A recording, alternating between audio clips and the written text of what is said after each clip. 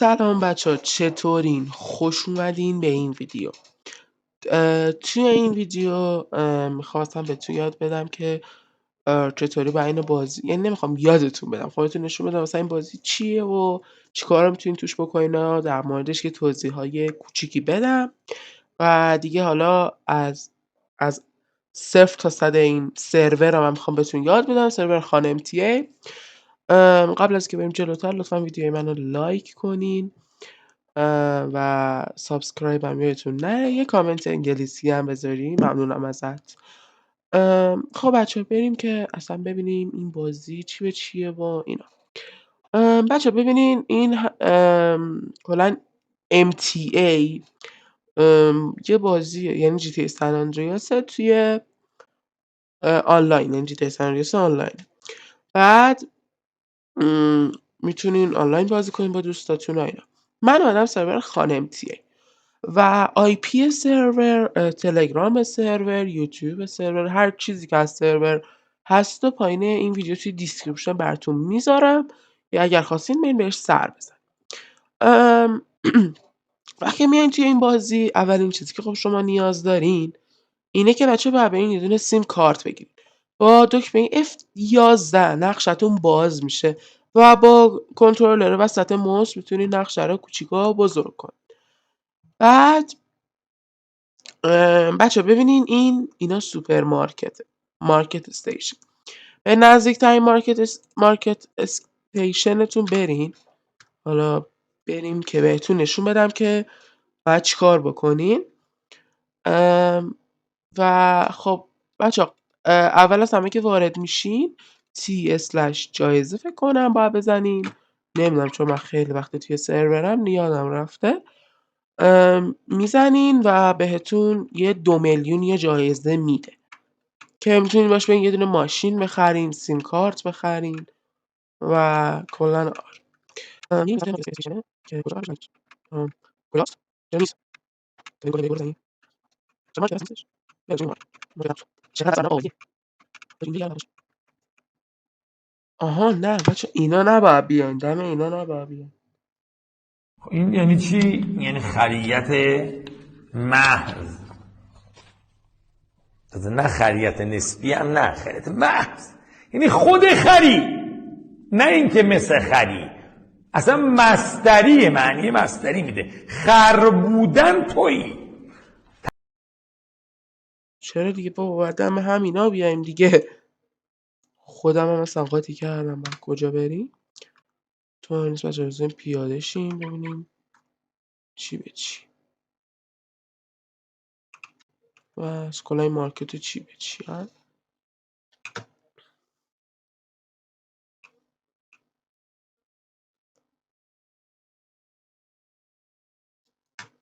اینجا میگه باید حساب بانکی داشته باشین. من دارم، نمیدونم چه مرگشه.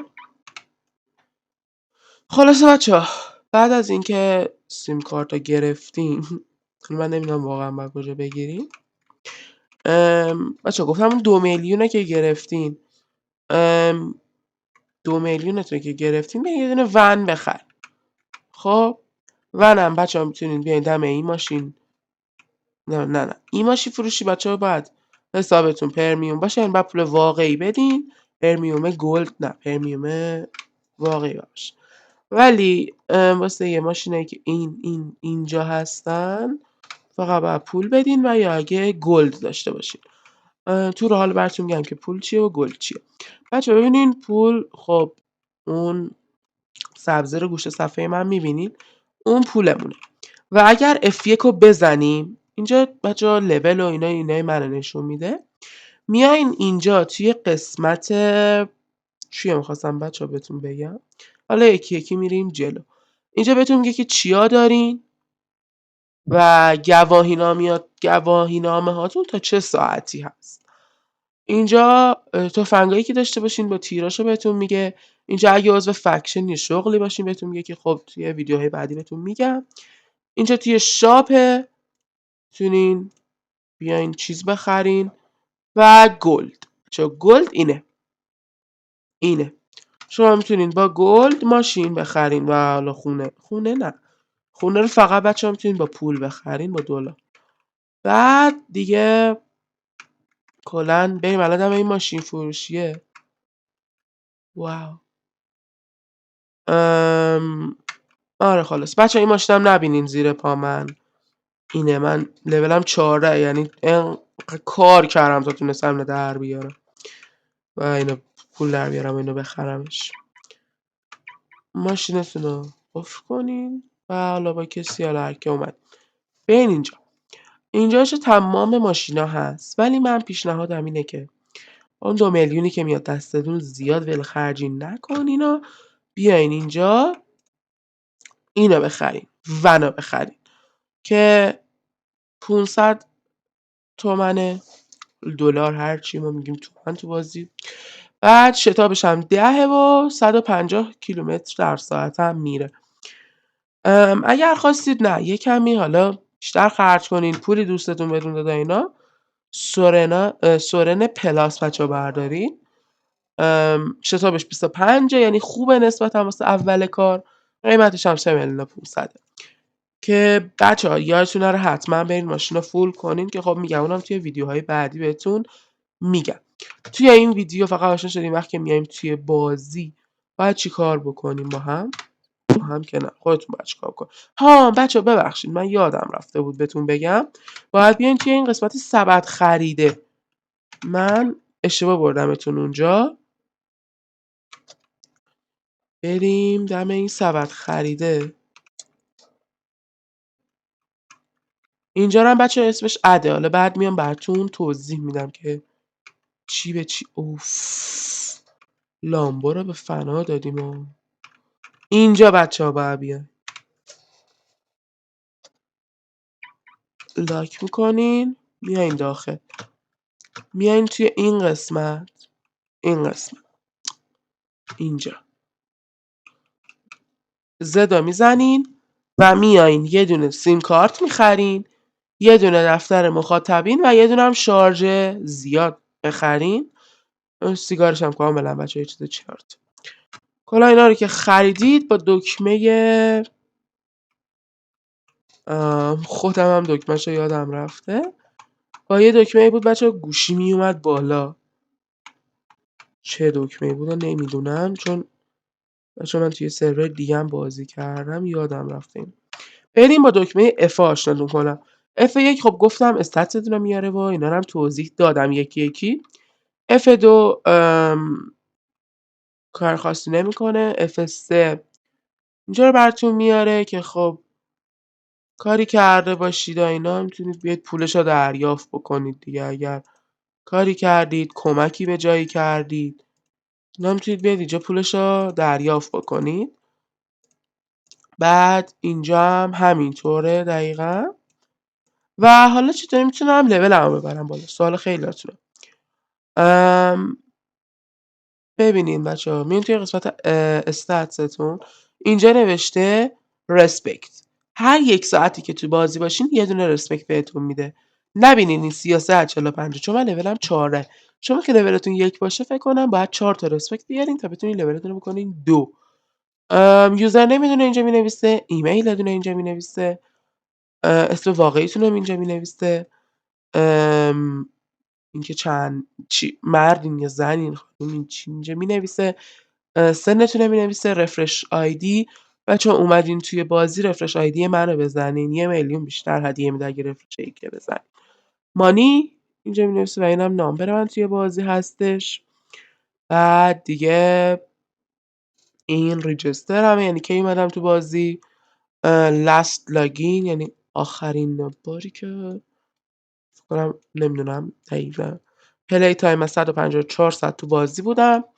گلدم هم که اینقدر است. پرمیوم هم گفتم میتونین بیاین توی شاپ از قسمت پرمیوم خریداری کنین و میتونین بیاین با 1 میلیون گلد 1 میلیون مانی بخرین و کلا من اینا پیشنهاد نمیکنم چون با گلد میشه خیلی کارهای بهتری کرد. دکمه های اف داشتم براتون توضیح میدادم. F6 بچه‌ها گوشیدون میاره بالا و میتونین بیاین توی قسمت تماس‌ها به هر کی دوست داشتین زنگ بزنین اگه نامبرشو داشتین. و آره دیگه اینجا میتونید پیامک بدین به طرف که خب من نمیگم پیامک بدین، t/sms رو بزنین و حالا پیامتون رو تایپ کنین و خب شماره طرف هم این ته بنویسین. نه ببخشید بچه t/sms رو بزنین، نامبر طرف مثلا من این شماره میزنم و بنویسین دیگه، چون الان هیچ که تو سرور نیست و ندارم شماره کسی رو بزنم. بعد دیگه خلاصه اینطور F8 اینو میاره بالا که خب این به نظر من هیچ دردی نمیخوره، همین متنای این بغلا مینویسه. F9 اینجا میتونید بیت کوین اینا بخرین که خب من با این سال کار نکردم چون به دردم نخورده. با F10 اینجا اگر بازی چیزی بده میتونین بگیرین، یعنی اگه گیفت باکس بده، مانی باکس بده، گلد باکس و رسپکت باکس و رندوم باکس بیشتری میدن توی سرور هر مثلا 2 سه روی بار. با F11 مپت میتونی باز کنی و با همین افامون بود. حالا بیایم توی ماشین با 2 بالای کیبورد میزنین، ماشینتون لاک و آنلاک میشه، سوار میشین میبندینش. با دکمه 1 اون بالا ماشین خاموش روشن میشه و با دکمه 3 ترمز دستش کشیده میشه. با دکمه 5 چراغاش روشن میشه. میبینین چراغای این روشن میشه ولی چراغای این چون خوردیم به در دیوار روشن نمیشه. همین بود بچه چیزایی که کاری که اینا میکردن. و دیگه توی GTA چطوری رانندگی میکردین توی همونجا میتونید رانندگی بکنین. فقط من چیز دیگه بگم و دیگه بریم واسه ویدیوی بعدی بقیه چیزا رو بگم. بچه‌ها من این ویدیو رو ساختم که دیگه نخواین توی بازی بیان هلپ میبدین، ولی اگر در هر شرایطی اتفاقی براتون افتاد یا حالا نیاز به هلپی چیزی داشتید هلپ میبدین حتما و دوستان در اسرع وقت به هلپ میتون جواب میدن. بچه t/spray که بزنین ماشین درست میکنه. اینها بچه این هم لامپاس. همین بود. توی ویدیوهای بعد بهتون یاد میدم که اصلا چند نوع شغل داریم، کدوم شغل بهتره برای شروع کار، تمام اینا را بهتون میگم. و تا یه ویدیوی دیگه خدا حافظ.